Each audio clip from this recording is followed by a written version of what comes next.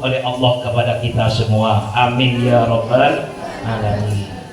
Salawat teriring salam semoga senantiasa tercurahkan kepada baginda Rasulullah Muhammad sallallahu alaihi wasallam. Mudah-mudahan kita semua kelak yaumil mahsyar mendapatkan syafaatul uzma, pertolongan yang agung dari Nabi kita Muhammad sallallahu alaihi wasallam. Amin ya rabbal alamin. Bapak Ibu yang saya hormati, saya banggakan, tentu sudah banyak ilmu yang kita dapatkan pada hari ini. Tinggal bagaimana ilmu yang kita dapatkan bisa kita amalkan dalam kehidupan kita sehari-hari. Kebetulan tadi ngaji di Selebung dan ada jemaah di Selebung juga yang meninggal dunia, langsung dimakamkan setelah sholat duhur, yaitu tepatnya jam 1:30. Kebetulan saya punya tugas untuk takziah, dan di sini juga katanya nanti akan ada pemakaman. Siapa yang meninggal dunia? 2. Tapi bukan ibu-ibu kan belum? Ya, saudara kita yang meninggal dunia. Kalau kita kembali kepada apa yang disampaikan oleh ulama, mal muntadharu fil hayati. Apa sih yang kita tunggu dalam hidup ini? Semua kita ini ada yang kita tunggu. Apa yang kita tunggu dalam hidup ini? Kalau rezeki sudah dikasih oleh Allah, mulai dari kita lahir sampai saat ini masih diberikan rezekinya oleh Allah. Contoh, kita masih bisa makan, kita masih bisa jalan, naik sepeda motor masih bisa beli bensin, yang naik mobil bisa beli bensin, bahkan yang jalan kaki juga masih bisa belanja. Rezekinya sudah ditentukan oleh Allah kepada manusia ini masing-masing. Tapi hanya satu yang ditunggu oleh kita adalah kematian. Ja'al mautu baghtatan. Datang yang namanya kematian itu, Bapak Ibu, secara tiba-tiba, tidak ada yang tahu kapan dan di mana kita akan meninggal dunia. Tidak ada yang tahu, hanya menunggu waktu saja, yaitu kalau nggak pagi, siang, kalau nggak siang, sore, kalau nggak sore, malam.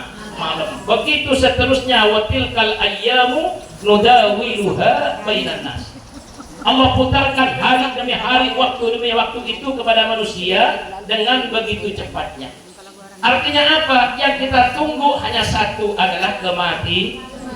Nah, tugas kita sekarang ini, Bapak Ibu, kalau kita tahu bahwasanya yang akan kita tunggu adalah kematian, maka dzikrul maut qabla nuzulil maut.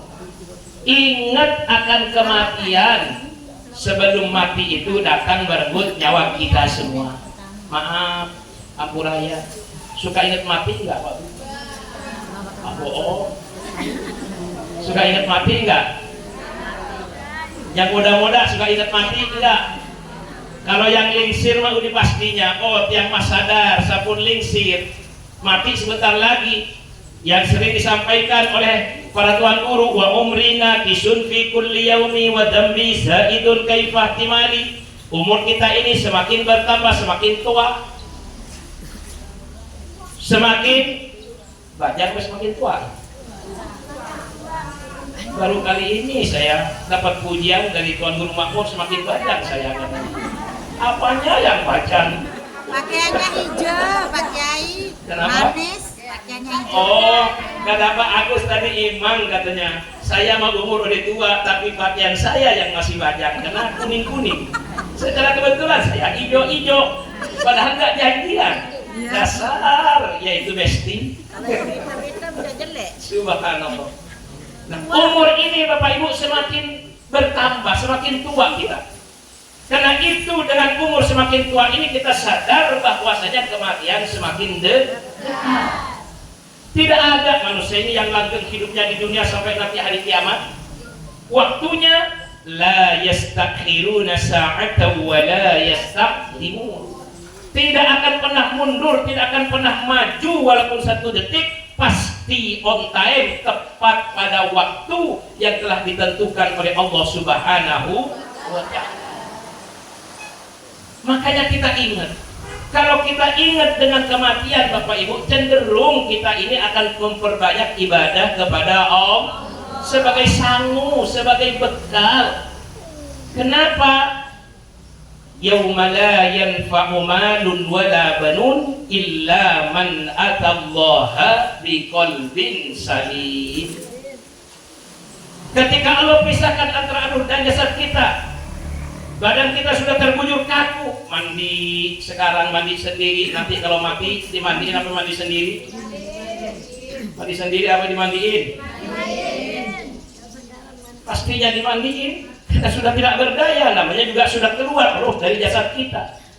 Kalau sekarang Bapak Ibu mau datang ke pengajian, milih baju yang mana yang harus saya pakai hari ini, yang mahal apa yang murah, yang warna biru apa yang warna yang lain, dipilih.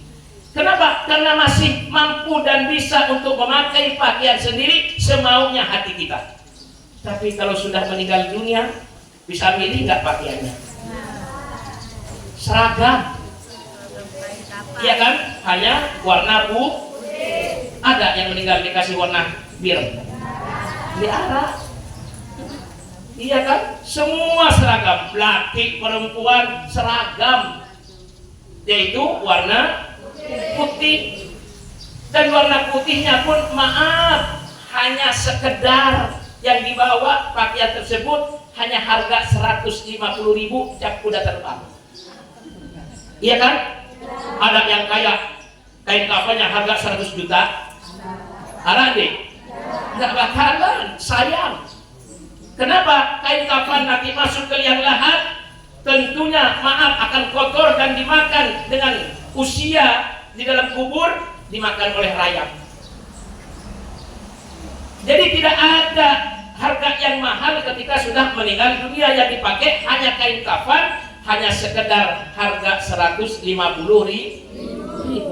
Siapapun mereka, walaupun duit kepeng semua triliunan kepengnya, tapi nggak mungkin dia dibalut dengan kain yang sutra. Bahkan maaf, kalau ulama mengatakan kalau ada jenazah dibungkus dengan kain sutra, hukumnya haram, akan menambah yang namanya azab di dalam kubur. Makanya cukup cap kuda terbang 150.000 udah beli dari sekarang. Persiapan ya kan.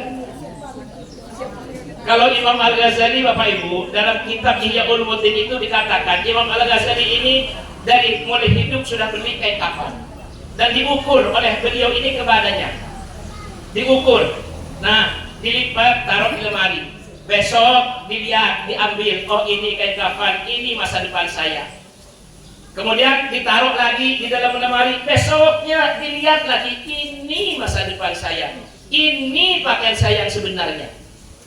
Ditaruh lagi, besoknya begitu juga. Kira-kira di sini arah yang begitu? Udah beli, liatin terus setiap hari. Enggak ada tipe kayak kita ini mau terus ingat dengan kematian. Makanya Imam Al-Ghazali itu mengatakan kalau seandainya diriku ini dalam sehari semalam tidak ingat dengan kematian, haram hukumnya saya menginjakkan kaki saya di buminya Allah Subhanahu wa Ta'ala. Coba.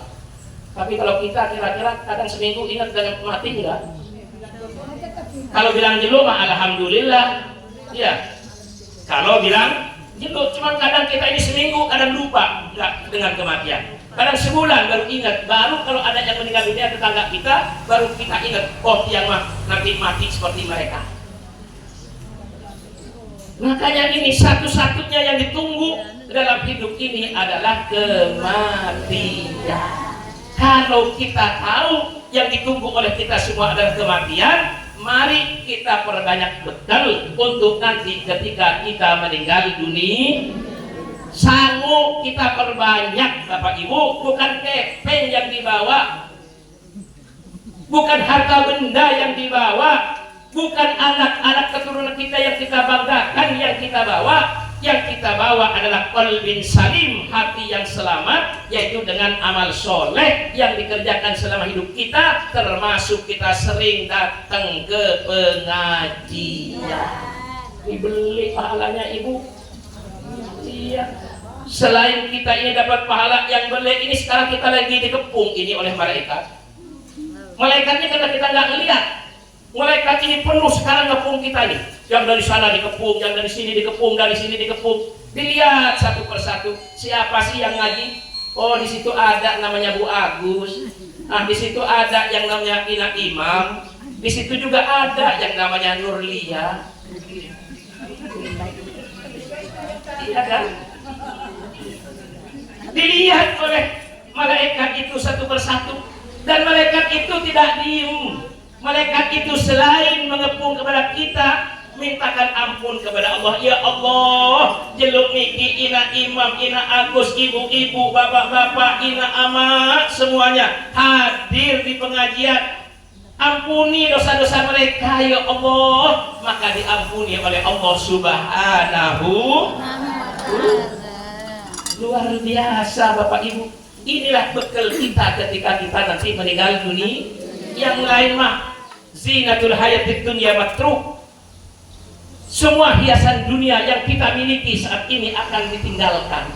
Yang dibawa hanya amal soleh. Nah sekarang orang yang meninggal dunia, apa sih yang ditunggu kalau orang yang meninggal dunia? Kira-kira ada nggak yang ditunggu oleh orang yang meninggal dunia? Ada.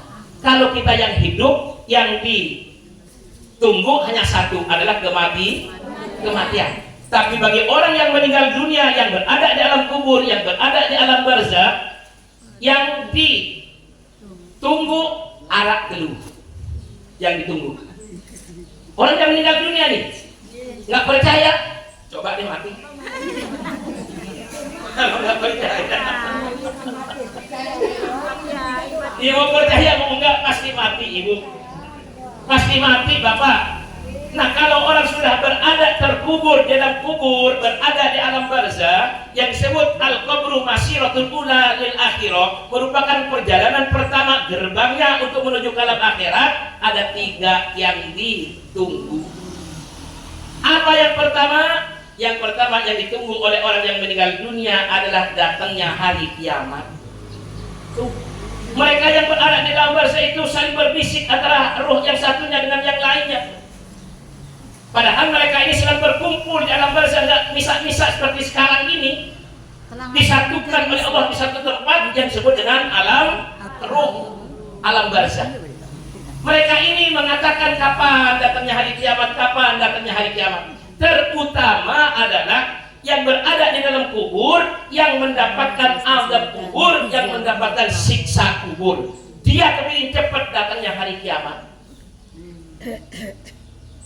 Ditanya terus kapan datangnya hari kiamat. Badan saya sudah remuk, badan saya sudah nggak kuat lagi, roh saya sudah nggak kuat lagi karena penuh dengan siksaan. Setiap detik disiksa. Seakan-akan kalau seandainya hari kiamat datang selesai, padahal tidak. Baru ini perjalanan pertama untuk menuju ke alam akhirat. Dia bertanya kapan datangnya hari kiamat. Tapi maaf, kalau dia punya amal soleh, berada di dalam kubur, mendapatkan nikmatul qabri, kenikmatan di dalam kubur, naum kanawil arish, dia tidur seperti tidurnya pengantin. Pengantin.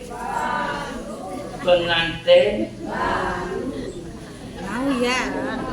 Buatnya berulang kali. Saya mau lupa. Ya kalau dapat nikmat kubur Bapak Ibu, ya Allah, nggak ada musim telih, nggak ada musim panas, semuanya enjoy, senang terus. Namanya juga pengantin. Subhanallah. Tuh. Tapi kalau nggak punya amal soleh, ya Allah kapan cepetin ya Allah datangnya hari kiamat. Tapi kalau yang punya amal soleh, rajin ibadah kepada Allah, ngaji gak pernah ketinggalan, sholat alhamdulillah, puasa dikerjakan dengan khusyuk selama bulan suci Ramadan, ditambah dengan puasa sunnah, zakat dikeluarkan karena sudah sampai pada haul dan nisabnya, mampu berangkat menunaikan ibadah haji, minimal ibadah umroh, berinfak, bersedekah luwe, gak sayang-sayang. Ini kadang-kadang ya Allah, bila mau berinfak bersedekah, ya maaf, Tidak semuanya, tapi kalau yang rajin-ngaji begini alhamdulillah udah dapat pahalanya ngaji, dapat pahala berinfak dan bersedekah. Apalagi nanti tanggal 4 Rabiul Awal itu ada yang namanya Haul Akbar, yaitu haulnya Al-Maghfirah Dato lo. Udah niat dari sekarang, oh masih ada waktu 15 hari lagi saya akan kumpulkan. Insya Allah saya kalau diberikan rezeki oleh Allah akan nyumbang 1 juta. Oh, Amin. amin. Ya Rabbal. Kalau banyak berinfak dan bersedekah Bapak Ibu, ya Allah, nanti di alam akhirat itu dia punya sanggup, sudah punya bekal. Makanya dia dalam alam kubur tersebut mendapatkan kenikmatan dalam kubur. Maka benar dengan doa yang sering kita dengarkan dari para tuan guru, ij'al qabrahu raudhatan min riyadil jinan. Dijadikan oleh Allah kuburan yang sempit tersebut, kuburan yang peteng tersebut, kuburan yang diarak cahaya, diarak dila tersebut jadi satu taman dari taman-taman surganya Allah Subhanahu. Itu yang pertama yang ditunggu oleh orang yang hidup, orang yang mati adalah datangnya hari kiamat. Yang kedua, apa yang ditunggu oleh orang yang sudah meninggal dunia, yang sudah berada di alam barzah, di alam kubur? Yang kedua adalah ad-du'a minal hayati, yaitu doa dari orang yang hidup. Tuh, doa. Dia sudah nggak bisa ngapa-ngapain, ibadah sudah enggak. Kenapa? Sudah terputus amalnya. Hanya 3 yang terus mengalir. Yang pertama adalah sedekah jariyah, yang berinfak bersedekah untuk pembangunan masjid, pembangunan mushola, santren, majelis taklim, sarana ibadah kepada Allah. Itu yang selalu mengalir. Yang kedua, au ilmin yuntafa'u bih, ya selama hidupnya mengajarkan ilmu kepada kita semua dan ilmu diamalkan, ilmu yang bermanfaat, maka pahalanya ngalir kepada orang yang meninggal dunia. Dan yang ketiga adalah waladin sholihin yad'ulah, anak yang soleh yang selalu mengangkat kedua tangannya memohonkan ampun kepada Allah, yang sering berdoa dengan Rabbil firli wali walidayya warhamhuma kama rabbayani shaghira. Itu doa pendek kita hafal Bapak Ibu. Jangan lupakan setiap kita habis sholat. Kenapa kita lahir ke dunia ini? Karena wasilah perantara kedua orang tua. Dan sekarang kita yang jadi orang tua, bagaimana kita ini sekarang susah payahnya mencari nafkah, memberikan kasih sayang kepada anak-anak kita, yaitu dari hasil bekerjanya kita. Kita sekarang kalau enggak didoakan oleh anak-anak kita, betapa ruginya Bapak Ibu sekalian, terutama nanti ketika kita meninggal dunia. Makanya yang ada di alam barzah itu hanya menunggu siapa yang doakan saya. Apakah anak-anak saya mendoakan saya?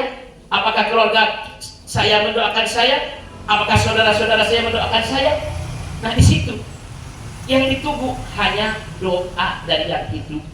Kalau kita ini sebagai anak, orang tua kita sudah meninggal dunia, kita doakan Rabbi firli wali walidayya warhamhuma kama rabbayani shaghira. Itu orang tua kita yang berada di alam barzah itu mendapatkan kiriman paket yang utuh.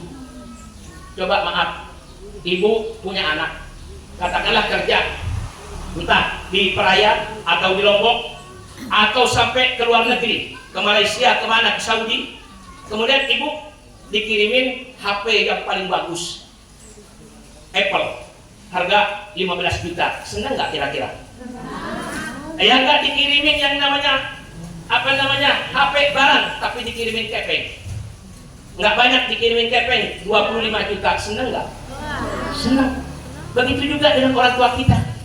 Ketika dia sudah berada di alam barzah, sudah tidak mampu lagi untuk ngapa-ngapain, kita kirimin doa dengan paket yang utuh. Rabbil firli wali walidayya warhamhuma kama rabbayani shaghira. Orang tua kita tersenyum, senang dia mendapatkan kiriman paket doa dari yang hidup.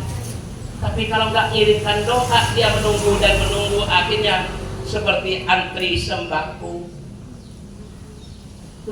Ruh itu seperti antri sembako. Dalam kitab Ruh diterangkan, ya, ruh ini yang nggak dapat kiriman dari anaknya, dari keluarganya, doa, dia antri karena ingin mendapatkan dari saudara-saudaranya yang seiman seagama.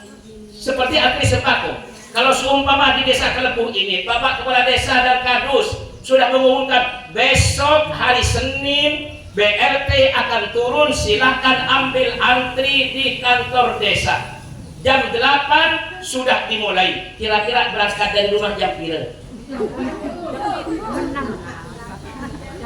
Ayo, jam 6, jam 5, minimal jam 7 baru berangkat, ya kan, minimal.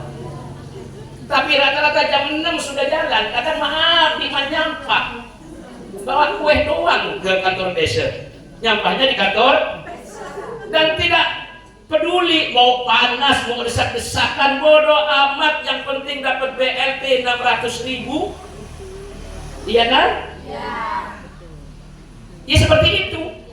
Kalau roh orang tua kita yang ada di alam barzah itu nggak kita kirimin doa, nggak dikirim paket doa, maka dia antri seperti antri sembako. Lalu ditanya, ada salah satu roh yang santai, ditanya, wahai roh, kenapa kau tidak antri seperti kami? Dia bilang, saya nggak antri seperti kalian karena saya sempat dapat paket kiriman doa dari anak saya. Setiap habis sholat dia mendoakan Rabbil firli wali walidayya warhamhuma kama rabbayani shaghira. Makanya saya senang. Tapi satu ketika yang tadinya nggak antri ikut antri, dan ditanya oleh roh yang lain, kenapa sekarang antri? Kata dia, saya sudah tidak lagi dikirimin doa oleh anak saya, makanya saya antri seperti kalian. Kalau di antara kita ini ada yang berdoa dengan Allahumma ighfir lil muslimin wal muslimat wal mu'minin wal mu'minat al ahya'i minhum wal amwat, maka dia dapat doa tersebut. Tapi maaf, kalau untuk yang banyak kan dapatnya sedikit-sedikit, ya kan? Tapi kalau dari yang khusus dapatnya utuh satu paket. Nah, dia dapat cuman sedikit-sedikit dapatnya. Namanya juga untuk orang banyak.